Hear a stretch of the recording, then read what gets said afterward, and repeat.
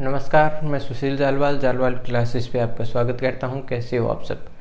उम्मीद करता हूँ कि आप सब लोग ठीक होंगे और अपने एग्ज़ाम की तैयारी है वो अच्छे से कर रहे होंगे, क्योंकि कुछ ही समय बाद हरियाणा के अंदर ग्राम से और पटवारी के एग्ज़ाम आने वाले हैं। तो आज संडे स्पेशल के अंदर हम पटवारी से संबंधित कुछ जानकारी के बारे में पढ़ेंगे कि एग्ज़ाम में किस प्रकार के क्वेश्चंस पूछे जा सकते हैं। क्योंकि लास्ट टाइम जब एग्ज़ाम हुआ था तो उसमें ग्राम से रिलेटेड आर्टिकल पूछे गए थे, हम उनको भी पढ़ेंगे। लेकिन आज हम पढ़ते हैं कि पटवारी से संबंधित किस प्रकार के क्वेश्चंस वो एग्ज़ाम में पूछे जा सकते हैं। तो अगर आप चैनल पर नए हैं तो चैनल को सब्सक्राइब कर लें ताकि किसी भी वीडियो का नोटिफिकेशन है वो आपका मिस ना हो। तो चलिए शुरुआत करते हैं आज के टॉपिक से। हेडिंग डाल लेते हैं पटवारी। पटवारी क्या होता है? राजस्व विभाग में एक कर्मचारी होता है जो भूमि को मापना या फिर हम कह सकते हैं भूमि की पैमाइश करना, फसलों की गिरदावरी करना, इस प्रकार के, या फिर नक्शा तैयार करना है गांव का, वो सारे काम है वो कौन करता है? पटवारी करता है। तो हम पहले देखते हैं कि राजस्व विभाग का कर्मचारी होता है।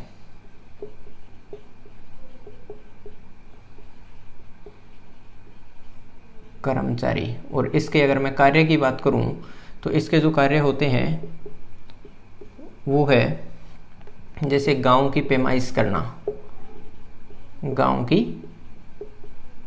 पैमाइश करना, या फिर हम कह सकते हैं फसलों की गिरदावरी,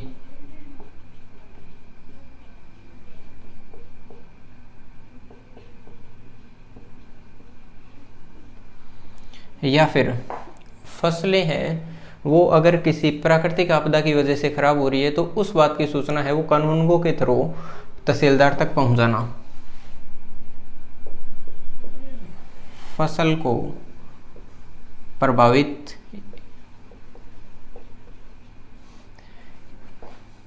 करने के लिए जो प्राकृतिक आपदा होती है उसकी सूचना है वो कानूनगो के जरिए तहसीलदार तक पहुंचाने का जो काम होता है वो किसका होता है? पटवारी का होता है। अब पटवारी को अलग अलग नामों से जाना जाता है, जैसे इसे पटेल बोल दिया जाता है। क्या नाम बोल दिया जाता है? पटेल। या फिर कारनाम अधिकारी, कारनाम अधिकारी, या फिर हम कह सकते हैं इसको एक और नाम दिया जाता है शानबोगरू। क्या नाम दे दिया जाता है? शानबोगरू। 1918 से पहले गुजरात और महाराष्ट्र के जो इलाके थे वहां पर पटवारी को कुलकर्णी के नाम से जाना जाता था, लेकिन बाद में ये नाम है चेंज कर तलाटी कर दिया गया। तो 1918 में या फिर 1918 से पहले महाराष्ट्र, गुजरात, वहां पर पटवारी को किस नाम से जाना जाता था? कुलकर्णी। लेकिन बाद में ये नाम बदलकर क्या कर दिया गया? तलाटी कर दिया गया। पंजाब के अंदर है वो पटवारी को पिंड दी मां के नाम से जाना जाता था। पंजाब में किस नाम से जाना जाता था? पिंड दी मां, या फिर गांव की मां के नाम से जाना जाता था।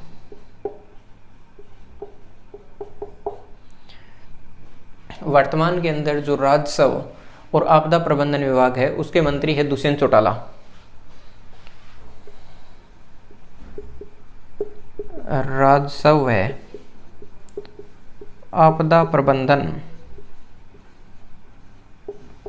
मंत्री कौन है वर्तमान में? हरियाणा में है दुष्यंत चौटाला। ठीक है। और अगर आपसे पूछा जाए कि राजस्व आपदा प्रबंधन विभाग की सुनवाई का जो कार्य है वो कौन करता है, तो जो सुनवाई का कार्य है वो करते हैं एडिशनल चीफ सेक्रेटरी या फिर फाइनेंस कमिश्नर जो होते हैं वो। यहाँ पे लिख लेते हैं कि सुनवाई का जो कार्य है वो एडिशनल चीफ सेक्रेटरी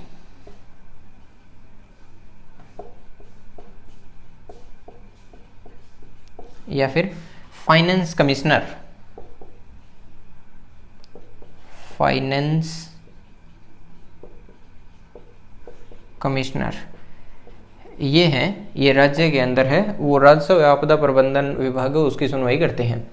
तो हरियाणा है उसको 6 मंडल, 72 उपमंडल, 93 तहसील, इन सब में बांटा गया है। तो अगर आपसे पूछा जाए कि हरियाणा के अंदर पटवार सर्कल कितने हैं, हरियाणा में पटवार सर्कल आपसे पूछा जाए तो पटवार सर्कल की जो संख्या हरियाणा में है वो है 2691। और अगर आपसे पूछा जाए कि हरियाणा के अंदर कानूनगो की संख्या कितनी है,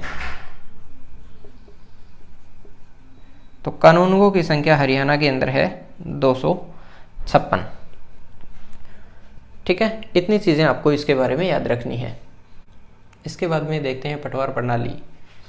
पटवार प्रणाली की जो शुरुआत है वो की गई थी शेरशाह सूरी के शासनकाल में। शेरशाह सूरी के शासनकाल में, तो हम कह सकते हैं भूमापन प्रक्रिया है वो कहाँ पे शुरुआत हुई थी, शेरशाह सूरी के समय में भूमापन प्रक्रिया। इसके बाद में जो पटवारी का पद था वो स्थापित किया गया था राजा टोडरमल के द्वारा, जो शेरशाह सूरी के दरबार में भू अभिलेख मंत्री थे।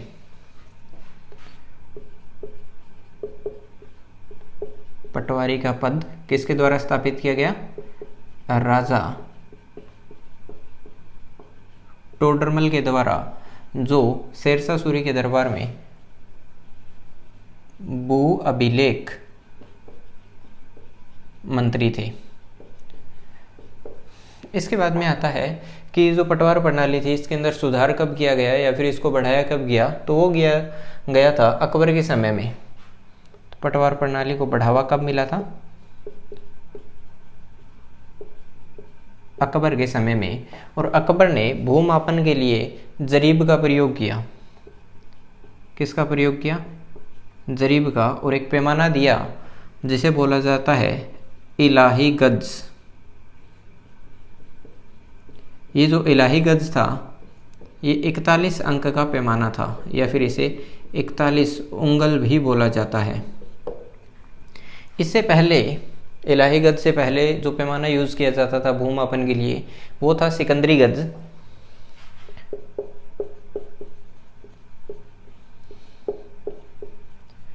वो था 39 अंक का। लेकिन क्या था, इसकी जो वैल्यू थी वो बार बार चेंज होती रहती थी। जो लोदी का समय था उसके अंदर ये 41 के बराबर था, लेकिन जैसे ही हुमायूं का समय आया उसमें अंदर ये 42 हो गया। तो इस चीज़ को देखते हुए कि लोगों को असुविधा हो रही है, अकबर ने एक फिक्स अंक डिसाइड किया 41 अंक, और एक पैमाना दिया इलाही गज के नाम से, ताकि जो बेईमानी करने वाले लोग हैं उनसे छुटकारा मिले। तो ये कब किया गया था, अकबर के समय में।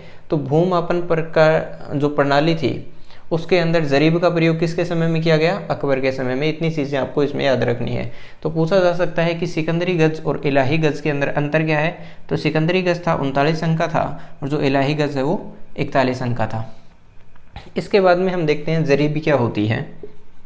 जो ये जरीब है ये लोहे या इस्पात से बनी होती है। इस्पात से बनी एक चेन हो सकती है, ठीक है। और इस जरीब के अंदर 100 कड़ियाँ होती है और प्रत्येक 10, 20, 30 कड़ी के ऊपर 1, 2, 3, 4 इस प्रकार के पीतल से बने हुए कोण होते हैं। इसके अंदर कितनी कड़ियाँ होती है, अगर कड़ियाँ पूछी जाए आपसे जरीब में, वो होती है 100 कड़ियाँ। और 10, 20, 30, 40 इन कड़ियों के बाद में क्या होता है कि एक कोण, 2 कोण, 3, 4, और ये जो कोण से लगे होते हैं ये होते हैं पीतल के टुकड़े। तो समझाता हूँ ये कैसे है। जहाँ पे 10 या फिर मैं कह सकता हूँ कि 90 लिखा होगा, वहाँ पर जो ये पीतल का टुकड़ा लगा होगा उसका जो आकार होगा वो कुछ इस प्रकार होगा। इस प्रकार से नीचे एक कोण लगा होगा। जहाँ पे 20 या फिर 80 लिखा होगा वहाँ पे जो ये टुकड़ा है वो कुछ इस प्रकार से होगा, जहाँ पे नीचे 2 कोण लगे होंगे। जहाँ पे 30 या फिर 70 लिखा होगा वहाँ पर जो ये टुकड़ा है वो कुछ इस प्रकार से होगा कि नीचे जो कोण है वो 3 लगे होंगे। जहाँ पे 40 है या 60 लिखा होगा वहाँ पर जो ये कोण है इनकी संख्या 4 होगी, ठीक है। उसके बाद में जब 50 की बारी आती है तो 50 के ऊपर ये नीचे वाला सर्कल है, यहाँ पे कोण की बजाय नीचे एक गोला बना होता है, तो हम कह सकते हैं कि 50 के अंदर किस प्रकार से होगा कि नीचे एक गोला बना होगा। ये किसके अंदर आता है? 50 के अंदर आता है। अब ये जो जरीब होती है या फिर चेन होती है, ये अलग अलग प्रकार की होती है, इनकी लंबाई अलग अलग होती है। जैसे हम बात करते हैं इंजीनियरिंग चेन की,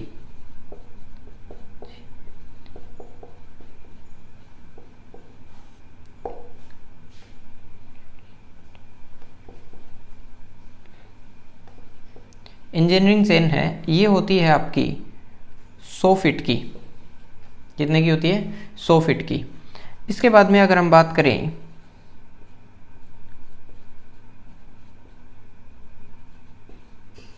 शाहजहानी चेन या फिर जरीब, इसकी जो लंबाई होती है वो होती है 165 फीट या फिर हम कह सकते हैं 55 गज। इस शाहजहानी जरीब की लंबाई होती है। इससे ठीक आधी, शाहजहानी जरीब से ठीक आधी होती है बंदोबस्ती चेन। इस बंदोबस्ती चेन की जो लंबाई होती है इससे ठीक आधी मतलब 82.5 फीट इस बंदोबस्ती चेन की लंबाई होती है। इसके अलावा एक आती है मीटर चेन या फिर मैट्रिक चेन बोला जाता है उसे, मैट्रिक चेन। और इस मैट्रिक चेन की जो लंबाई होती है वो होती है 20 मीटर। कितनी होती है? 20 मीटर। एक और चेन होती है जिसे बोला जाता है रिवेन्यू चेन। इस चेन की लंबाई होती है 33 फीट। ठीक है, तो ये इतनी चेन है। जैसे एक दो और होती है उसको भी बारे में बताता हूँ, पहले रिवाइज कर लो। इंजीनियरिंग चेन 100 फीट की होती है, शाहजहानी जो चेन है वो 165 फीट की होती है, बंदोबस्ती जो चेन है वो होती है 82.5 की, रिवेन्यू चेन होती है 33.3 की, और जो रिवेन्यू चेन कितने की? 33 फीट की। इसकी ठीक डबल एक और चेन होती है जिसका नाम है गंटर चेन, और इस गंटर चेन की जो लंबाई होती है वो होती है 66 फीट। ठीक है, तो इतनी चेन है जो आपको याद रखनी है। अब देखते हैं कि जो गंटर चेन है वो 66 फीट की होती है, तो अगर आपको बोल दिया जाए कि 10 गंटर चेन को मिलाने से क्या बनेगा, यहाँ पे लिखते हैं 10 गंटर चेन अगर एक साथ कर ली जाए तो वहाँ से मिलता है एक फरलोंग। क्या बनता है? फरलोंग। अगर 80 गंटर चेन कर ली जाए तो यहाँ से बनता है एक मील। ठीक है, इतनी चीज़ें होती है। यहाँ पर जो गंटर चेन है, इस गंटर चेन 66 फीट की होती है, और हमने ऊपर पढ़ा था कि कड़ियों की संख्या कितनी होगी? 100 कड़ियों की संख्या होगी। तो यहाँ से अगर मैं चेक करना चाहूँ कि गंटर चेन के अंदर जो एक कड़ी होती है उसकी लंबाई कितनी होगी, यहाँ पर गंटर चेन में जो एक कड़ी है उस एक कड़ी की लंबाई होगी 0.66 फीट, या फिर अगर मैं इंच में देखना चाहूँ या फिर इंच में हमसे अगर पूछा जाए तो वो होगी 7.92 इंच। एक गंटर चेन की लंबाई होती है। ठीक है, इसमें एक चीज़ और देख सकते हो कि जो गंटर जरीब है, यहाँ पे हमने देखा था कि 80 गंटर जरीब या फिर चेन में एक मील बनता है। इसी प्रकार से अगर हम लिखना चाहें कि 10 वर्ग गंटर जरीब हो तो उससे एक एकड़ बनता है। क्या बनता है? एक एकड़ बनता है।